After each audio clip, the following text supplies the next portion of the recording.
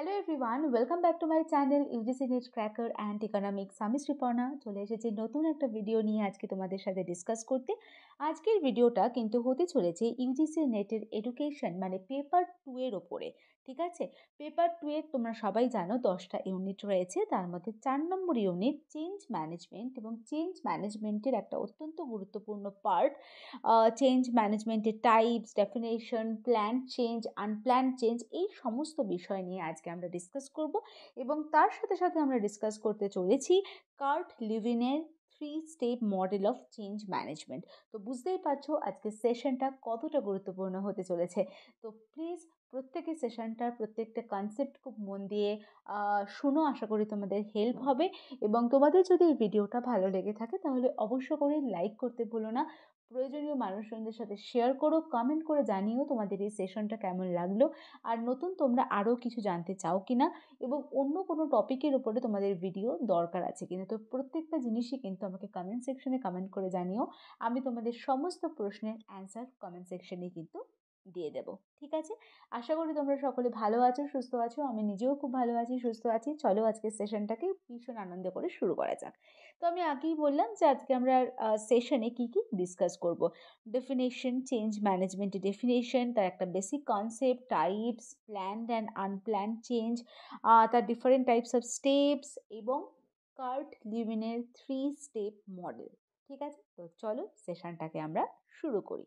তো আমরা প্রথম যে স্লাইড, সেখানে আমরা দেখতে পাচ্ছি যে চেঞ্জ ম্যানেজমেন্টের বেসিক কনসেপ্ট কি, তার বেসিক ডেফিনেশন কি। দেখো, সোশ্যাল সায়েন্সের ক্ষেত্রে ওরকম কোনো একটা পার্টিকুলার ডেফিনেশন হয় না, আমরা কিছু বেসিক কনসেপ্ট তোমাদের সাথে ডিসকাস করতে পারি, এবং সেই রকমই একটা জিনিস তোমাদের সাথে আমি ডিসকাস করতে চলেছি যে চেঞ্জ ম্যানেজমেন্ট বিষয়টা ঠিক কী জিনিস। Change management is a systematic approach to dealing with the transition or transformation of an organization's goals, processes and technologies. Change management হচ্ছে একটা সিস্টেমেটিক অ্যাপ্রোচ। আমি এর পরে চেঞ্জ ম্যানেজমেন্টের স্টেপগুলো পড়াবো, কারণ স্টেপগুলো মানেই হচ্ছে একটা সিস্টেম অনুযায়ী কাজটা হয়েছে।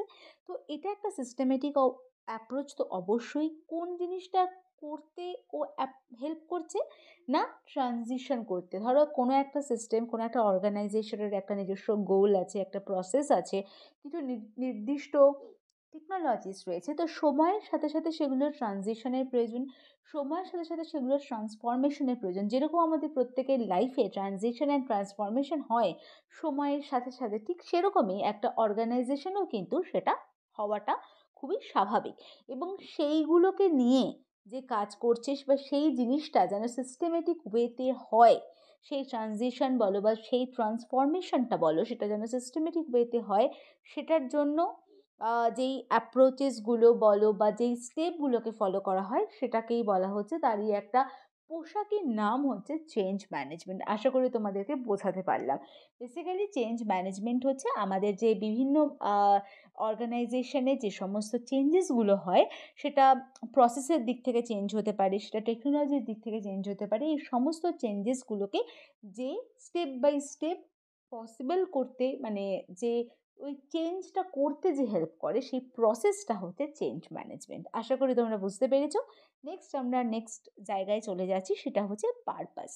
আমরা চেঞ্জ ম্যানেজমেন্টের প্রয়োজন কি আছে, কেন আমাদের এটা প্রয়োজন? To implement strategies for affecting and controlling change and helping people to adapt to change. Change ম্যানেজমেন্টের প্রয়োজন কেন? দেখো, সময়ের সাথে সাথে টেকনোলজি তো আপগ্রেডেড হচ্ছে, তো নিজেদেরকে কিন্তু চেঞ্জ করতে হবে। তো সেখানে ডিফারেন্ট ডিফারেন্ট স্ট্র্যাটেজিস আমাদেরকে বদলাতে হবে, যেভাবে যেভাবে আমাদের ট্রান্সফরমেশন বা ট্রানজিশনের প্রয়োজন আছে। তো চেঞ্জ ম্যানেজমেন্ট বেসিক্যালি সেই যে স্ট্র্যাটেজিসগুলো রয়েছে, সেই যে নতুন স্ট্র্যাটেজিসগুলো রয়েছে, সেগুলোকে ইমপ্লিমেন্ট করতে আমাদেরকে সাহায্য করে। জানো, আমরা যে চেঞ্জটা হচ্ছে, যে পরিবর্তনটা হচ্ছে, তার সাথে যেন কোপ আপ করতে পারি, এবং মানুষদেরকেও সাহায্য করে সে ওই মানুষটিও যেন এই ট্রানজিশনের সাথে কোপ আপ করতে পারে, বা এই যে পরিবর্তনটা হয়েছে সেটাকে অ্যাডাপ্ট করতে পারে। তার জন্যই কিন্তু চেঞ্জ ম্যানেজমেন্টের একটা প্রয়োজনীয়তা আমাদের সোসাইটিতে রয়েছে। তাহলে যেই সমস্ত চেঞ্জেসগুলো হওয়ার জন্য যে নতুন নতুন স্ট্র্যাটেজিসগুলোকে তৈরি করা হয়, সেগুলো যেন ঠিকঠাকভাবে ইমপ্লিমেন্ট হচ্ছে এবং ইমপ্লিমেন্ট হওয়ার পর মানুষজন সেই চেঞ্জের সাথে ঠিকঠাকভাবে সেটাকে কোপ আপ করছে কি করছে না, সেটাকে ঠিকঠাকভাবে অ্যাডাপ্ট করছে কি করছে না, এগুলোকে নিয়ে কাজ করে হচ্ছে চেঞ্জ ম্যানেজমেন্ট। আশা করি এর বেসিক কনসেপ্ট এবং এর পারপাসটা তোমাদের সকলের কাছে ক্লিয়ার এবং এটা একটা অত্যন্ত সহজ কনসেপ্ট। এরপরে আমরা নেক্সট স্লাইডে যাচ্ছি এবং সেখানে আমরা দেখতে পাচ্ছি এই চেঞ্জ ম্যানেজমেন্টের দুটো টাইপস আছে। একটা হচ্ছে প্ল্যান্ড চেঞ্জ, ভীষণ ইজি, নাম থেকেই বুঝতে পারছো, যেটা প্ল্যান অনুযায়ী করা হয়। আর কিছু কিছু চেঞ্জ হয় যেটা আনপ্ল্যান্ড চেঞ্জ। এবার আমরা দেখে নিই যে প্ল্যান চেঞ্জটা কি। Okay, so plan change is the process of preparing an entire organization or significant part of the organization. It helps to achieve new goals or move in a new direction. It can refers to organization's culture, internal structure, processes, metrics, rewards, or any other aspect related to the businesses. আমি যেটা তোমাদেরকে প্রথমেই বলেছিলাম যে এটা একটা process. একটা organisation যখন কোনো নতুন কোনো গোল বা নতুন কোনো ওয়েতে বা নতুন কোনো ডিরেকশনে তারা নিজেদেরকে এগিয়ে নিয়ে যেতে চায়, সেখানে তাদের যে প্রসেসটা বা যে ওয়েটা ফলো করে তারা নিজেদেরকে প্রিপেয়ার করে, সেটাই হচ্ছে প্ল্যান চেঞ্জ ম্যানেজমেন্টের একটা প্রসেস। এবং তারা যদি এই প্ল্যান চেঞ্জটা করে তাহলে কিন্তু অর্গানাইজেশনের কালচার বলো, তাদের ইন্টারনাল স্ট্রাকচার, প্রসেসেস, রিভিউস, এগুলো অনেক ভালো হয়ে যায়, যেগুলো বিজনেসের সাথে রিলেটেড আমি বলছি। কারণ আমরা এখানে কথা বলছি চেঞ্জ ম্যানেজমেন্ট নিয়ে, এখানে অন্য কোনো অ্যাসপেক্ট কিন্তু হচ্ছে না, এখানে শুধুমাত্র বিজনেসের অ্যাসপেক্টগুলোকেই ক্যালকুলেট করা হবে এবং তোমরাও করবে। আশা করি তোমাদেরকে বোঝাতে পারলাম। এরপরে আমরা চলে আসছি প্ল্যান চেঞ্জ আর আনপ্ল্যান চেঞ্জের মধ্যে একটা ডিফারেন্স। তোমরা নাম থেকেই বুঝতে পারছো, ভীষণ সহজ এটা। প্ল্যান চেঞ্জ এখানে বলেছে ইট occurs when managers or employees of the organization make a conscious effort to change in response to a specific problem constantly এবং খুব ফোকাসড, মানে ম্যানেজার্স বা এমপ্লয়িজরা খুব ফোকাসড যে আমার একটা প্রবলেম হয়েছে, সেই প্রবলেমটার সলিউশন হচ্ছে আমাকে এই চেঞ্জটা করতে হবে। তো সেটা হচ্ছে প্ল্যান চেঞ্জ। আর আনপ্ল্যান চেঞ্জ হচ্ছে ইট occurs randomly, spontaneously, without any specific intention on the part of the managers or employees of addressing a problem. একজন ম্যানেজার বা একজন এমপ্লয়িজ হঠাৎ সে একটা প্রবলেম অ্যাড্রেস করেছে এবং কোনো রকম কোনো স্পেসিফিক কোনো ইন্টেনশন বা স্পেসিফিক কোনো রকম কিছু না মানে কি বলবো ফলো করে র্যান্ডামলি বা স্পন্টেনিয়াসলি যে চেঞ্জটা করতে সে করছে আর কি, তো সেটা হচ্ছে আনপ্ল্যান্ড চেঞ্জ। আশা করি বুঝতে পারলে। এবং যদি কোথাও কোনো সমস্যা থাকে অবশ্য করেই আমাকে কমেন্ট সেকশনে কমেন্ট করো। আর আরেকটা কথা আবারও বলছি, যদি ভিডিও ভালো লেগে থাকে তাহলে অবশ্য করেই কিন্তু লাইক, শেয়ার, কমেন্ট করতে ভুলো না। কারণ এরকম ছোট ছোট ভিডিও ভীষণ সহজ করে তোমাদের সামনে আমি প্রেজেন্ট করতেই থাকবো, কারণ যাতে তোমাদের এই বছর, সামনের বছর এবং আগামী অনেকগুলো বছরেও ইউজিসি নেটের জন্য তোমাদের কোনো রকম কোনো হেল্পিং হ্যান্ডের প্রয়োজন যেন না হয়ে থাকে। তোমাদের যে টেক্সট বুক আছে, তোমাদের যে সিলেবাস আছে, সেগুলো তোমরা থরলি পড়ো এবং তার সাথে আমার এই ভিডিওসগুলোকে তোমরা শোনো। যে কনসেপ্টগুলো আমি তোমাদেরকে বলছি সেই কনসেপ্টগুলোকে একটু মন দিয়ে শোনো। সেজন্য তোমাকে টপিকটা বুঝতে হবে, বিষয়টা বুঝতে হবে এবং সেইগুলোকে ডিরেক্ট তোমার কাছে কিন্তু কোনো প্রশ্ন আসবে না, তোমাকে অ্যাপ্লাই করে সেই অ্যান্সারগুলোকে সেখান থেকে বার করতে হবে। এবং সেজন্যে থরলি পড়া ভীষণ দরকার এবং গল্পের মতো বোঝাটাও ভীষণ দরকার। চলো দেখে নিই স্টেপসগুলো কী কী রয়েছে। প্রথমেই আমাদেরকে যখনই আমরা কোনো চেঞ্জ করতে চাইবো, সেটা যে কোনো কিছুই হতে পারে, গোল চেঞ্জ বলো বা কোনো রকম কোনো আমাদের টেকনোলজির চেঞ্জ বলো, যা যাই চেঞ্জই বলো, বা ধরে নাও আমাদের সোশ্যাল এনভায়রনমেন্টেও তো বিভিন্ন ধরনের চেঞ্জেসগুলো হয়। তো সেগুলোর প্রথমের যে স্টেপটা সেটা হচ্ছে তোমাকে যে প্রবলেমটা বা তোমার কিসের জন্য এই চেঞ্জের প্রয়োজন আছে সেটাকে তোমাকে কিন্তু রেকগনাইজ করতে হবে। তাই জন্যই আমাদের ফার্স্ট স্টেপটা হচ্ছে recognising the need for change. কেন চেঞ্জের প্রয়োজন আছে সেটাকে রিকগনাইজ করো। তারপরে ডেভেলপিং গোলস, তারপরে তুমি যে চেঞ্জটা করতে চাইছো তার জন্য পিছনে তোমার যে লক্ষ্যটা রয়েছে সেটাকে ঠিক করো। দেন চেঞ্জ যারা করবে সেই এজেন্টদেরকে তুমি সিলেকশন করো। সো ফোর্থ যে স্টেপটা রয়েছে সেখানে হচ্ছে আইডেন্টিফাই করতে হবে তোমার কারেন্ট ক্লাইমেটটা কী রয়েছে। কারণ কারেন্ট এনভায়রনমেন্টের ওপরে কিন্তু ডিপেন্ড করছে যে তোমার মুভমেন্টটা কীরকম হবে। নেক্সট হচ্ছে যে তুমি যে কোন মেথডে করবে সেই ইমপ্লিমেন্টেশন করার মেথডটাকে তোমাকে সিলেক্ট করতে হবে। দেন তুমি একটা প্ল্যান করো, developing a plan and implementing it, then সেটাকে ইমপ্লিমেন্ট করো। আর লাস্টলি তুমি যে প্ল্যানটা করেছো সেটাকে ফলো করো এবং দেখো সেই প্ল্যানটা করে তুমি তোমার যে চেঞ্জটা করলে তুমি তোমার লক্ষ্যে পৌঁছাতে পারলে কিনা, তুমি ইভ্যালুয়েট করতে পারছো কিনা। তুমি যদি দেখো যে ইভ্যালুয়েট করে তুমি তোমার লক্ষ্যে পৌঁছতে পেরেছো, তার মানে ওকে, চেঞ্জ ইজ গুড। বাট যদি তোমার গোলটা তুমি অ্যাচিভ করতে না পারো, তো সেক্ষেত্রে তোমাকে আরও একবার হয়তো এই মুভমেন্টের মধ্যে দিয়ে চলতে হবে। তো ফার্স্টে তোমাদের চেঞ্জটা কেন প্রয়োজন সেটাকে রেকগনাইজ করতে হবে, সেকেন্ডলি গোল ডেভেলপ করতে হবে, থার্ডলি যারা করবে চেঞ্জ এজেন্ট তাদেরকে সিলেক্ট করতে হবে, ফোর্থ হচ্ছে যে তোমার কারেন্ট এনভায়রনমেন্টটাকে তোমাকে ডায়াগনাইজ করতে হবে বা আইডেন্টিফাই করতে হবে, ইমপ্লিমেন্টেশন মেথড তোমাকে সিলেক্ট করতে হবে, দেন তোমাকে একটা প্ল্যান বানিয়ে সেটাকে ইমপ্লিমেন্ট করতে হবে এবং সেটাকে ফলো করে লাস্টলি সেটাকে ইভ্যালুয়েট করতে হবে। আশা করি তোমরা বুঝতে পারলে। চলে যাচ্ছি আমাদের নেক্সট স্লাইডে এবং সেখানে আমরা দেখতে পাচ্ছি যে এই প্ল্যান চেঞ্জ যেটা আমরা করছিলাম সেখানে 4টে ক্যাটাগরিজ হয়। একটা হচ্ছে হিউম্যান প্রসেসের ইন্টারভেনশনসে একটা প্ল্যান চেঞ্জ হয়, একটা টেকনোলজিক্যাল যেটা সেটা হচ্ছে টেকনো স্ট্রাকচারাল ইন্টারভেনশনের জন্য একটা প্ল্যান চেঞ্জ হয়, হিউম্যান রিসোর্স ম্যানেজমেন্ট ইন্টারভেনশনসের জন্যেও প্ল্যান চেঞ্জ হয়, কারণ হিউম্যান রিসোর্সের যে মানে তাদের যে ম্যানেজমেন্ট সেটার উপরে বেস করেও অনেক সময় চেঞ্জ করতে হয়। আর কিছু স্ট্র্যাটেজিক্যালি কিছু চেঞ্জের ইন্টারভেনশনসের কিন্তু অনেক সময় অর্গানাইজেশনের ক্ষেত্রে হয়ে থাকে। তো কী কী ধরনের অর্গানাইজেশনের মধ্যে কী কী ধরনের কারণে তোমার এই চেঞ্জটা হয়, একটা হচ্ছে হিউম্যান প্রসেস, যে প্রসেসে করা হচ্ছে, হিউম্যান রিসোর্সেস ম্যানেজমেন্টের ওপরে, টেকনোলজিক্যাল দিক তো রয়েছে এবং এছাড়া স্ট্র্যাটেজিক দিক রয়েছে। আশা করি বুঝতে পেরেছো, ভীষণ সহজ। আমি প্রথম যে কথাটা বলেছিলাম তার সাথেই অত্যন্তভাবে রিলেটেবল এটা। তো চলো পরে একটা ছোট্ট কথা, অনেকেই দেখবে তোমরা শুনেছো বা তোমরা শোনো, planning for change are planning for improvement এই দুটো কথাকে একদম সেম বলে দেয়, ঠিক আছে? মানে ইমপ্রুভমেন্ট আর চেঞ্জ দুটোকেই দুটোর পরিপূরক বা মানে মানে দুটো শব্দর মানে একই করে দেয়, বাট না। Planning for change and planning for improvement এই দুটো শব্দের মানে চেঞ্জ অ্যান্ড ইমপ্রুভমেন্ট এই দুটো শব্দের মিনিং কিন্তু সম্পূর্ণভাবে আলাদা। তার কারণ হচ্ছে প্ল্যানিং ফর চেঞ্জ হচ্ছে যে আমি একটা পরিবর্তন করতে চাইছি এবং তার জন্য আমি কি প্ল্যান করেছি এবং পরিবর্তনটা আমি করবই, এবং সেটা হচ্ছে ইনসিডেন্টাল এবং এটা অবভিয়াসলি একটা administrative process. But planning for improvement হচ্ছে যে আমার অলরেডি একটা চেঞ্জ হয়ে গেছে, বাট আমি কোনো একটা জায়গা, সেটা হিউম্যান প্রসেস হতে পারে, হিউম্যান রিসোর্সেস হতে পারে, সেটা টেকনোলজিক্যাল দিক হতে পারে, স্ট্র্যাটেজিক্যাল দিক হতে পারে, সেখানে কোনো রকম ইমপ্রুভমেন্টের দরকার আছে। সেটা হচ্ছে আমি ওই জিনিসটা করতে গিয়ে আমি দেখছি যে এটার ইমপ্রুভমেন্টের প্রয়োজন আছে।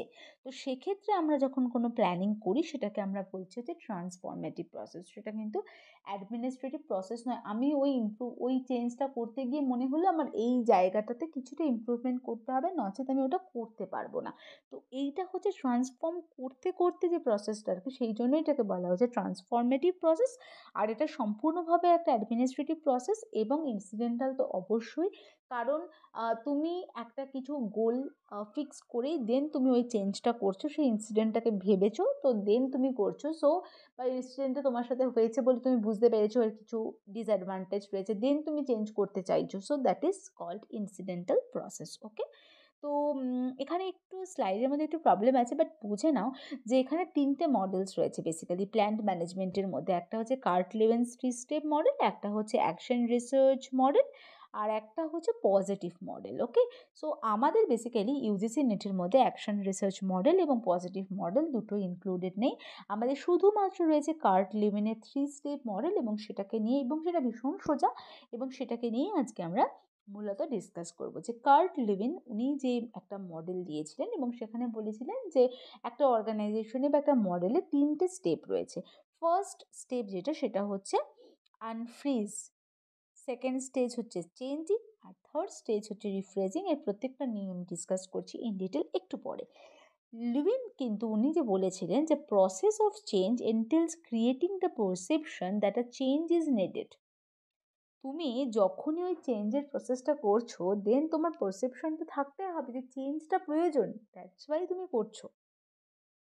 এবং তুমি যখন চেঞ্জটা করছো, তার মানে সেই চেঞ্জটা কোন দিকে হচ্ছে না, moving towards new desired level of বিহেভিয়ারের দিকে হচ্ছে। তার মানে তোমার আনফ্রিজ কন্ডিশনে তুমি রয়েছো, দেন তুমি চেঞ্জিং বা মুভিং করছো, দেন তুমি refreezing new desired level of বিহেভিয়ারের দিকে পৌঁছানোর জন্য যে স্টেজটা, সেটা হচ্ছে রিফ্রেজিং। সেই স্টেজে তুমি পৌঁছাচ্ছ এবং উইদাউট তোমার কোনো প্রয়োজন ছাড়া, তোমার চেঞ্জের দরকার আছে কি না সেই পারসেপশন ছাড়া তুমি কিন্তু এই চেঞ্জটা কখনোই করতে পারবে না। এবং এটা খুবই সিম্পল এবং ভীষণই প্র্যাকটিক্যাল একটা মডেল। আমি আনফ্রিজ, চেঞ্জিং বা রিফ্রিজিংয়ের কনসেপ্টগুলো তোমাদের সামনে তুলে ধরলেই তোমরা বুঝতে পারবে এই মডেলটা কতটা বেশি প্র্যাকটিক্যাল একটা মডেল। তো চলো আমরা আর কথা বাড়াবো না, ডিরেক্টলি চলে যাচ্ছি একটা ছোট্ট তোমাদের সাথে ইনফরমেশন তোমাদের সাথে শেয়ার করি। সেটা হচ্ছে লিভিন্সের যে মডেলটা, সেটা হচ্ছে 1951-এর, ওকে। এবং এটা বেসিক্যালি অরিজিনেট হয়েছিল ফোর্স ফিল্ড অ্যানালিসিস বলে একটা অ্যানালিসিস রয়েছিল, method of understanding process in organization, মানে একটা অর্গানাইজেশনের মধ্যে যেই আন্ডারস্ট্যান্ডিং প্রসেসটা রয়েছে সেটার মেথড নিয়ে একটা অ্যানালিসিস রয়েছে। তো সেটা থেকেই কার্ট লুইনের এই মডেলটা কিন্তু অরিজিনেটেড হয়েছিল।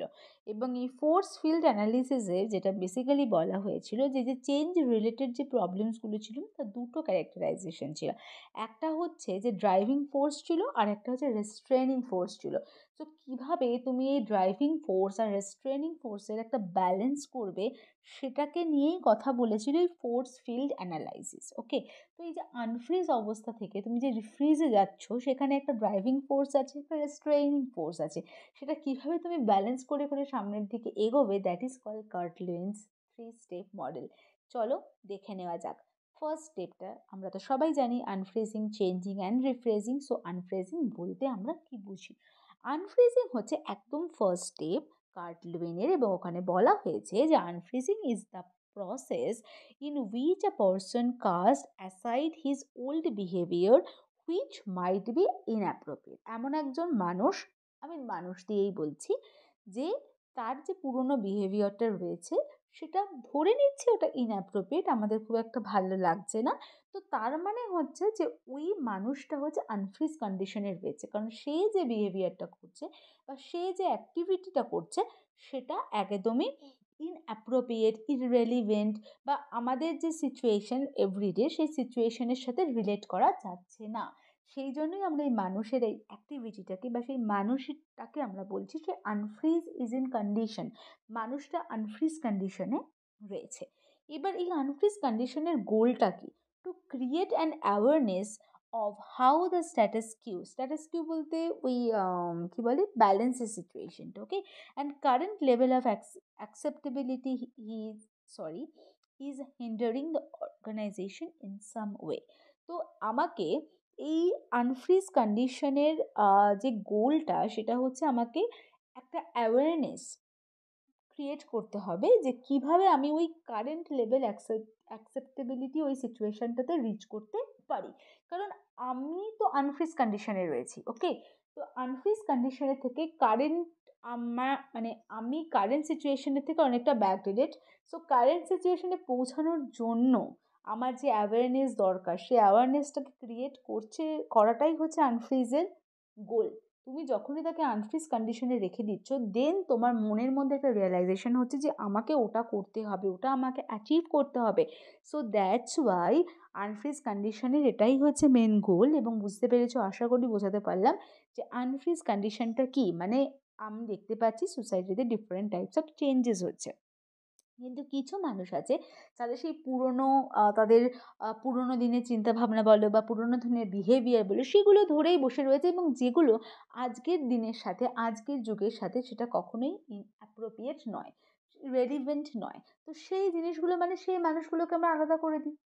তো সেই মানুষগুলো যতক্ষণ না ফিল করতে পারবে যে তাকেও উন্নত হতে হবে, তাকেও সামনের দিকে এগোতে হবে, ততক্ষণ তো সে নিজে থেকে কিছু করবে না। তো সেটাকে দেখিয়ে দেয় হচ্ছে কি আনফ্রিজ কন্ডিশন। তুমি যখনই তাদেরকে বাদ দিয়ে দিচ্ছ, তোমার কাজটা থেকে, তখন তারা ফিল করতে পারবে যে না, আমাদের মধ্যে অ্যাওয়ারনেসের প্রয়োজন আছে, সো আমাদেরকে সামনের দিকে এগোতে হবে। দেন তখন কিন্তু তারা নিজেদের মধ্যে চেঞ্জ করতে থাকে, মুভমেন্ট করতে থাকে। সেই জন্যই কিন্তু সেকেন্ড স্টেপটা হচ্ছে moving or changing. Okay, so changing is the stage at which the individual being changed learn new behaviour, methods of working, new thinking, perception of new rules etcetera.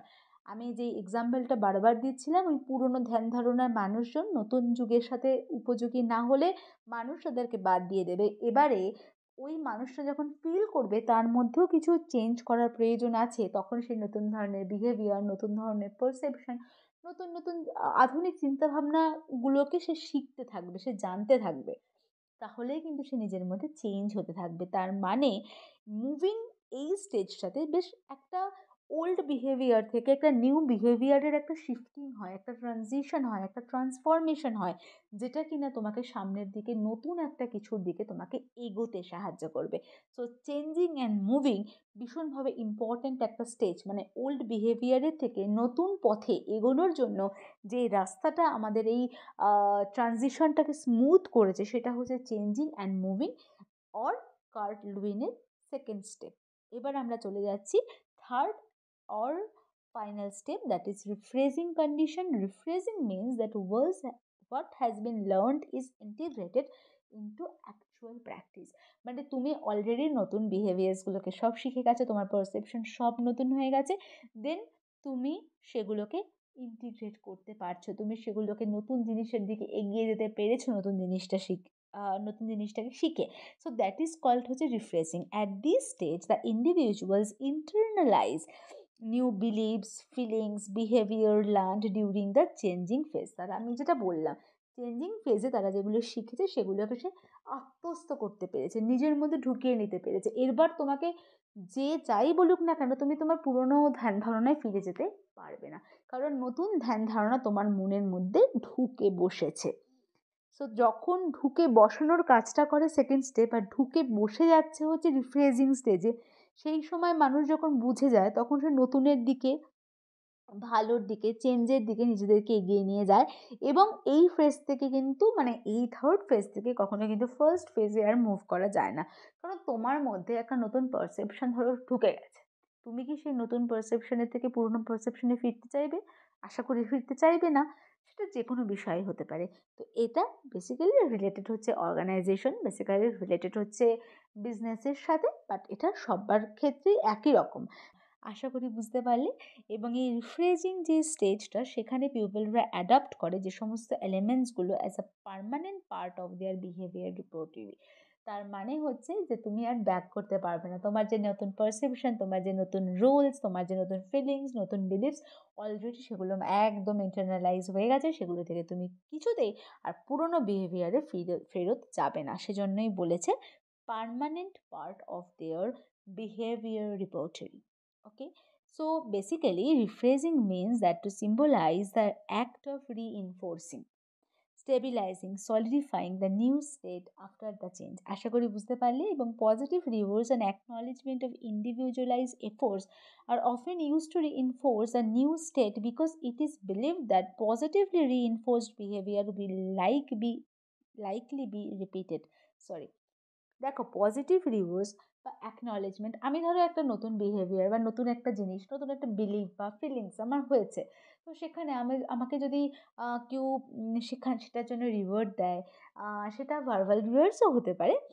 কেউ যদি আমাকে অ্যাকনলেজ করে যে হ্যাঁ তুমি এটাকে চেঞ্জ করেছো, তো অটোমেটিক্যালি সেই বিষয়টা কিন্তু আমাকে প্রাউড ফিল করাবে এবং আমাকে আরও বেশি করে মানে অ্যাট্রাক্ট করবে নতুনের দিকে এগিয়ে যাওয়ার জন্য। তো এই স্টেজটা কিন্তু অত্যন্ত গুরুত্বপূর্ণ, মানে তিনটে স্টেজই গুরুত্বপূর্ণ সেখানে। আশা করি বুঝতে পারলে তিনটে স্টেজই কিন্তু তিনটে স্টেজের সাথে ইন্টার রিলেটেড, প্রত্যেকটার সাথে কানেক্টেড। তো এবং ভীষণ ইজি ওয়েতে আমি তোমাদেরকে বোঝানোর চেষ্টা করলাম। যদি ভালো লেগে থাকে তাহলে অবশ্য করে একটা লাইক করো, আর যদি আরেকটু বেশি ভালো লাগে তাহলে প্লিজ চ্যানেলটিকে সাবস্ক্রাইব করে পাশে থেকো। আজকের সেশনটা আমি এখানেই শেষ করছি। খুব তাড়াতাড়ি নতুন একটা সেশন নিয়ে তোমাদের সঙ্গে, নতুন একটা পেপার 2 এর কনসেপ্ট নিয়ে তোমাদের সঙ্গে দেখা হচ্ছে। ততক্ষণের জন্য তোমরা সকলে ভীষণ ভালো থেকো, সুস্থ থেকো। Good night, tata.